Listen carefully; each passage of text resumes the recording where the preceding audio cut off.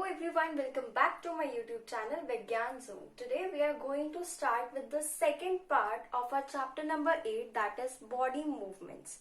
Okay, तो हम लोगों ने प्रीवियस वीडियो में डिस्कस किया था ह्यूमंस की बॉडी मूवमेंट के बारे में कि ह्यूमंस के अंदर बॉडी मूवमेंट किस तरह से होती है, क्या क्या जॉइंट्स होते हैं, कितने टाइप्स के होते हैं, मसल क्या होता है, कार्टिलेज क्या होता है, इन सब के बारे में हम लोगों ने डील किया था. अभी हम लोग इस वीडियो में बात करने वाले हैं सेकेंड पार्ट के इस चैप्टर की, that is get of animals. Okay, अब हम लोग बात करते हैं गेट होता क्या है. जो मूविंग पैटर्न्स होते हैं, जो मूवमेंट के पैटर्न्स होते हैं एनिमल्स के अंदर, उसे गेट ऑफ एनिमल्स कहा जाता है. Let me write it down.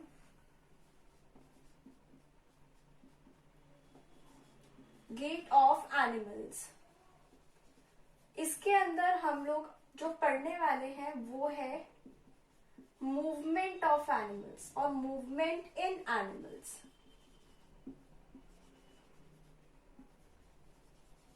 Okay, total 6 animals हैं हम लोग जिनके बारे में बात करने वाले हैं. उसमें से सबसे फर्स्ट आता है अर्थवॉर्म. आप लोगों ने कई बार अर्थवॉर्म को देखा भी होगा सॉइल में, थोड़े मॉइस्ट लैंड के आसपास हम लोगों को कई बार जनरली दिख जाते हैं अर्थवॉर्म. तो जो अर्थवॉर्म का स्ट्रक्चर होता है वो बहुत ही ज्यादा स्लाइमी सा होता है, स्टिकी सा सब्सटेंस होता है. उसकी बॉडी को अगर हम लोग टच करें तो ठीक है, उसकी पूरी बॉडी में एक भी बोन नहीं होती है, सिर्फ और सिर्फ मसल्स प्रेजेंट होती हैं. ओके, और जो उसकी आउटर बॉडी होती है वो एक स्लाइमी सा सब्सटेंस सिक्रीट करती है, जिसकी वजह से थोड़ा मॉइस्ट सा रहता है वो ऑन टचिंग. ओके, और उसकी बॉडी बनती कैसे है? छोटी छोटी रिंग्स होती हैं जो एक साथ में एंड टू एंड कनेक्टेड होती हैं. इस तरह से अर्थवॉर्म की बॉडी बनती है. अब अर्थवॉर्म हम लोगों का किस तरह से मूव करता है इसके बारे में बात करेंगे. उससे पहले मैं वो पॉइंट्स यहाँ पर लिखने वाली हूँ जो मैंने अभी यहाँ डिस्कस किए हैं रिगार्डिंग अर्थवॉर्म. तो जो फर्स्ट एनिमल है जिसके बारे में हम लोग पढ़ने वाले हैं दैट इज अर्थवॉर्म.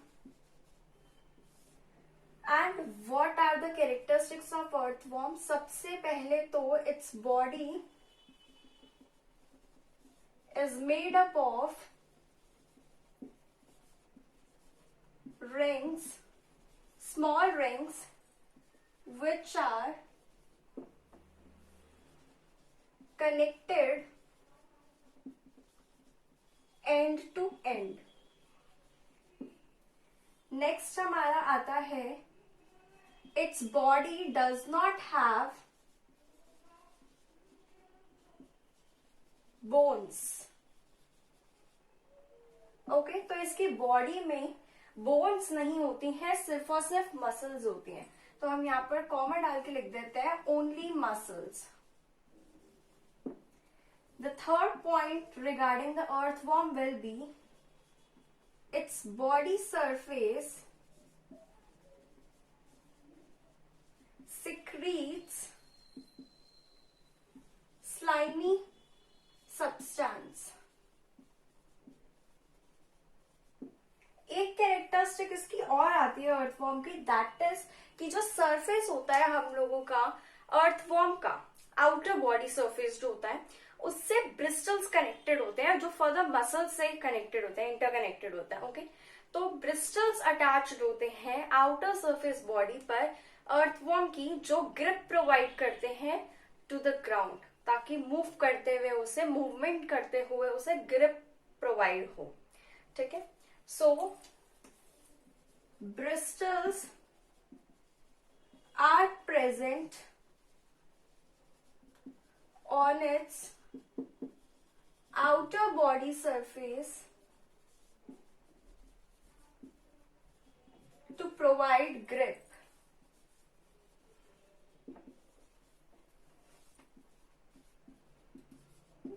Alright, अब बात आती है कि अर्थवॉर्म मूव करता कैसे है. देखो, वो रेंगता है. अगर हम लोग सिंपल लैंग्वेज में से समझे तो अर्थवॉर्म रेंगता है ग्राउंड पे. किस तरह?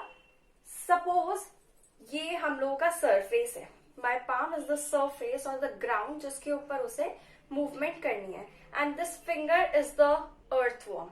Let us assume it. तो अब वो करेगा क्या? उसका ये वाला जो सरफेस होगा ना, हाफ बॉडी का जो सरफेस होगा वो स्टिक कर लेगा ब्रिस्टल्स की हेल्प से ग्राउंड पे। उसके बाद में जो आगे वाला पार्ट है वो उससे मूव कर जाएगा।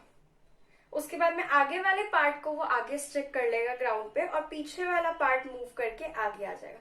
तो इस तरह से कुछ रेंगता है अर्थवॉर्म। ओके, अब नेक्स्ट हम लोगों की एक और चीज आती है अर्थवॉर्म से रिलेटेड, दैट इज हम लोग बोलते हैं कि जो अर्थवॉर्म्स होते हैं वो फार्मर्स के बहुत ही फ्रेंडली होते हैं। ऐसा एक स्टेटमेंट है, पर ऐसा क्यों है? इसके पीछे एक रीजन है कि जब भी सॉइल पर अर्थवॉर्म ट्रेवल कर रहा होता है, मूवमेंट कर रहा होता है from one end to another, तो बीच में जितने भी रास्ते में, पाथ में उसकी सॉइल आती है वो उसे खा लेता है। ठीक है, तो वो उसे खा लेता है, अपने पाथ में उसके जितने भी सॉइल आती है वो उसे खा लेता है और बाद में एक्सक्रीटरी मटेरियल को रिमूव करता रहता है। ठीक है, तो वो पूरा अपना पाथ जो उसके सॉइल में आता है या पाथ में जो सॉइल आती है वो उसे खा लेता है, जिसकी वजह से जो सॉइल है उसकी प्योरिटी और ज्यादा बढ़ जाती है और वो प्लांट्स की ग्रोथ में हेल्पफुल होता है। नेक्स्ट हम लोग बात करने वाले हैं स्नेल और कॉकरोच के बारे में।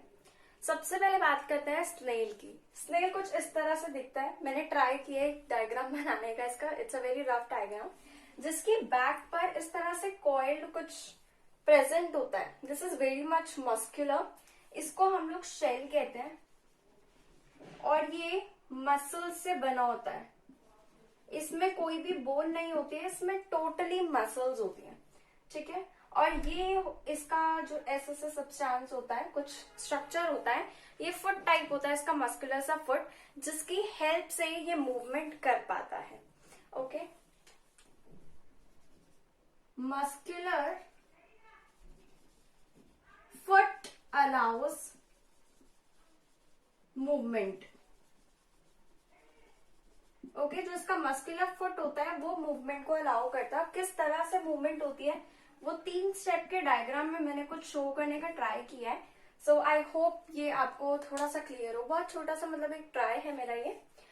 फर्स्टली ये बहुत ही स्ट्रेट होता है, उसके बाद में एक इसमें बम्प टाइप बनता है एंड देन उसके बाद में ये वाला पार्ट आगे मूव कर जाता है। एक्चुअली मैंने ये यहीं पर बना दिया बट मुझे थोड़ा सा आगे रिप्रेजेंट करना चाहिए था, सो थोड़ा समझ में आ गया होगा इससे। ओके, नेक्स्ट बात आती है कॉकरोच की, कि कॉकरोच किस तरह से मूवमेंट करता है।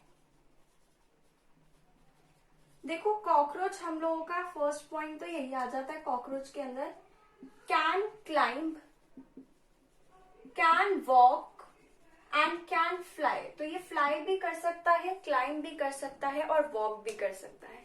इसके पास में 3 पेयर ऑफ लेग्स होती हैं, हैज 3 पेयर ऑफ लेग्स, जो हेल्प करता है इसे क्लाइंब करने में, आई एम सो सॉरी, जो हेल्प करता है इसे क्लाइंब करने में और वॉक करने में। वेयर एज इसके पास में 2 पेयर ऑफ विंग्स होते हैं, 2 पेयर ऑफ विंग्स होते हैं जो इसे अलाउ करते हैं फ्लाई करने के लिए। अब जो लेग्स के पास की मसल्स होती हैं वो किस मूवमेंट में हेल्प करती हैं? वॉकिंग में और क्लाइंबिंग में। और जो हमारी बॉडी की मसल्स होती हैं वो उसे फ्लाई करने में हेल्प करती है। और जो ये 2 पेयर ऑफ विंग्स प्रेजेंट होते हैं ये लोकेटेड कहां पर होते हैं? बिहाइंड द हेड, हेड के पीछे प्रेजेंट होते हैं ये विंग्स। ओके, तो इस तरह से हमारा मूव करता है कॉकरोच। एक बात और, जो कॉकरोच होता है उसके पास में आउटर स्केलेटन होता है। ओके, जो उसकी बॉडी है उसके बाहर स्केलेटन प्रेजेंट होता है और वो बहुत ही ज्यादा हार्ड होता है। ऐसा क्यों होता है? क्योंकि वो नंबर ऑफ प्लेट से बना होता है। ओके, तो इस पॉइंट को भी हम लोग यहाँ पर छोटा सा लिख लेते हैं। Outer skeleton is hard due to number of plates. Number of plate से वो स्केलेटन बना होता है जिसकी वजह से वो बहुत ही ज्यादा हार्ड होता है। This is the snail and cockroach movement in snail and cockroach. Next we are going to talk about snakes and birds. Okay, so first of all I'm going to erase the board and then we will continue. Okay, so अब हम लोग बात करते हैं birds के बारे में and snacks के बारे में। तो फर्स्टली हम लोग देख लेते हैं बर्ड्स को। ओके, अगर हम लोग बर्ड्स की बात करते हैं तो बर्ड्स भी हम लोगों की स्विम भी कर सकती हैं, वॉक भी कर सकती हैं और फ्लाई भी कर सकते हैं। Okay, so can swim, can walk and can fly. अब इसके अंदर होता क्या है, क्यों कैसे फ्लाई कर पाती है, हम क्यों नहीं कर पाते फ्लाई? क्योंकि जो बर्ड्स होती है उनकी जो बोन्स होती है वो बहुत हॉलो होती है अंदर से, जिसकी वजह से उनकी बॉडी लाइट वेट हो जाती है and that's why they can fly. Okay, अब हम लोग बात करें तो जो इनके हिंड लिम्स की जो बोन्स होती हैं, मैं यहाँ पर शॉर्ट में लिख देती हूँ। जो बोन्स होती हैं हिंड लिम्स की, ये हेल्प करती हैं वॉक करने में, और जो बोन्स होती हैं फोर लिम्स की, वो हेल्प करती है फ्लाई करने में। और जो ब्रेस्ट बोन्स होती हैं बर्ड्स में, जो ब्रेस्ट बोन्स होती हैं, they modify, I am sorry, breast bones modifies. अब किस वे में मॉडिफाई करती है, that I am not writing on the board, I am explaining you. तो जो ब्रेस्ट बोन्स होती है वो मॉडिफाई हो जाती हैं कुछ इस तरह से कि वो अलाउ करती हैं विंग्स के मूवमेंट को अप एंड डाउन। जो ये वाला मूवमेंट होता है उनका विंग्स का, उससे अलाउ करती है। ओके, सो नेक्स्टली हम लोग बात करने वाले हैं स्नेक्स के बारे में। स्नेक्स की लॉन्ग बैकबोन होती है। आपको पता होगा स्नेक बहुत ही मतलब लंबा सा एकदम पाइप जैसा लगता है। तो जो स्नेक होती है उसकी बैकबोन जो होती है वो काफी बड़ी होती है। Backbone is very long and उसकी जो मसल्स होती है वो बहुत थिन होती है। तो थिन मसल्स होती हैं स्नेक में। सेकेंडली, इसकी जो बॉडी होती है वो लूप्स बनाती है विच pushes the body forward। Loops बनाती है स्नेक्स की बॉडी। आप लोगों ने देखा होगा इस तरह से लूप्स में चलता है स्नेक।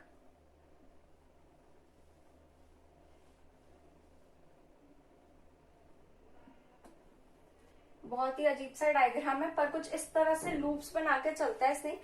तो इससे क्या होता है, आगे की तरफ बॉडी जो है ना वो पुश हो जाती है and that's how they move. Okay, next हम लोग बात करने वाले हैं बर्ड्स के बारे में, which is our last animal. Oh, I am so sorry, हम लोग बात करने वाले लास्टली फिश के बारे में, क्योंकि बर्ड्स हो गया, स्नेक हो गया। सो अब हम लोग बात करने वाले हैं फिशेस के बारे में। फिशेस की सबसे जो फर्स्ट कैरेक्टरिस्टिक होती है और मेन कैरेक्टरिस्टिक होती है वो ये होती है कि उनकी बॉडी स्ट्रीमलाइन होती है। सो दे हैव स्ट्रीमलाइंड बॉडीज। इनकी जो बॉडीज होती है वो स्ट्रीमलाइंड होती है। And what does streamline means, देखो अगर हम लोग फिश की बात करें तो वो कुछ इस तरह से दिखती है, समथिंग लाइक दिस। ठीक है, एक ऐसी बॉडी जो एंड से तो एकदम कोने वाली हो और बीच में से बल्की हो। इस टाइप की शेप को हम लोग स्ट्रीमलाइन शेप कहते हैं और इस टाइप की बॉडी को हम लोग स्ट्रीमलाइन बॉडी कहते हैं। जैसा कि बोट में भी होता है, बीच में से बल्की और एंड से एजेस वाली। ठीक है, कोनेदार कह सकते हैं। ठीक है, तो इस टाइप की बॉडीज को हम लोग स्ट्रीमलाइन बॉडी बोलते हैं। और जो फिशेस होती हैं, जो एक्वेटिक एनिमल्स होते हैं, इनकी मोस्टली जो शेप होती है, वेल्स हो गई और वी हैव शार्क्स, इन सब की जो बॉडी होती है वो स्ट्रीमलाइन होती है, जो हेल्प करती है उन्हें आगे की तरफ मूव करने में। क्यों? क्योंकि जब हम लोगों का इनकी जो फिश होती है, इनकी जो आगे का माउथ होता है पॉइंटेड होता है, वो आगे चलती जाती हैं और पीछे से जो फिन्स है उसे इस तरह से मूव करती जाती है जिससे वाटर जो है मूव होता रहता है। और आगे वो ट्रेवल कर पाती है, मूवमेंट कर पाती हैं। तो इस तरह से फिशेस के अंदर भी मूवमेंट होता है। नेक्स्टली जो इनका स्केलेटन होता है वो बहुत ही स्ट्रॉन्ग मसल से बना होता है। So there skeleton is made of strong muscles. Strong muscles से इनका स्केलेटन बना होता है। अब नोट में हम लोग एक बात करते हैं, जो योगा है ये आपका एनसीईआरटी में एकदम लास्ट में ब्लू सा बॉक्स बना हुआ है, एंड आई फाउंड इट कि इम्पोर्टेंट होते हैं कुछ लेवल तक, ठीक है। तो ये हम लोग जरूर डिस्कस करेंगे, कोई भी उस बॉक्स को छोड़ेगा नहीं, you have to read it, okay. And I will suggest you कि आप एनसीईआरटी में से जरूर उसे लाइन बाय लाइन रीड करें, this is very important, okay. सिर्फ इस चैप्टर में नहीं, हर चैप्टर में जो ब्लू बॉक्सेस बने होते हैं डू यू नो वाले, वो बहुत अच्छे से रीड किया करो। क्वेश्चंस बहुत बार टीचर उसमें से पुट अप कर सकती है, and at least for your general knowledge you should know, okay.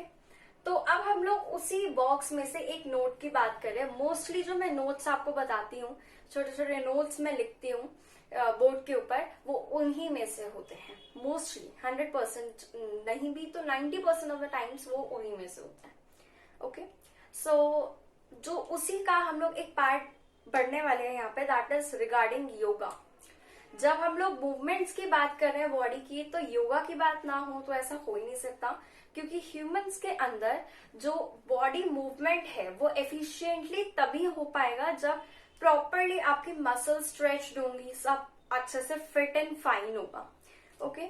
अगर आपके बॉडी के अंदर फैट ज्यादा होगा तो आप हर लेवल पर मूवमेंट नहीं कर पाओगे, कहीं ना कहीं आप रुक जाओगे, ठीक है। तो योगा बहुत ही इंपॉर्टेंट रोल प्ले करता है आपकी लाइफ में। Now what are the benefits of yoga, थोड़ा सा सोचो। बहुत बचपन से आप लोग सुनते आते हो योगा अच्छा होता है, बहुत सारी बातें सुनते हो योगा के बारे में। ये क्वेश्चन मैं आपके ऊपर छोड़ती हूँ, you have to comment down the answers. एक एक ही बेनिफिट्स हो, पर आप सब बताइए कि बेनिफिट्स क्या होते हैं योगा के। And after reading that paragraph, जो ब्लॉक है आपकी एनसीईआरटी बुक में, जो चैप्टर है उसके लास्ट में है, आई थिंक बिलो स्नेक्स का जो टॉपिक है आपका, उसके नीचे ही ये बॉक्स गिवन है, उसके अंदर आप रीड करिए और उसके बाद में मुझे इस चीज का, इस क्वेश्चन का आंसर कमेंट डाउन, ओके।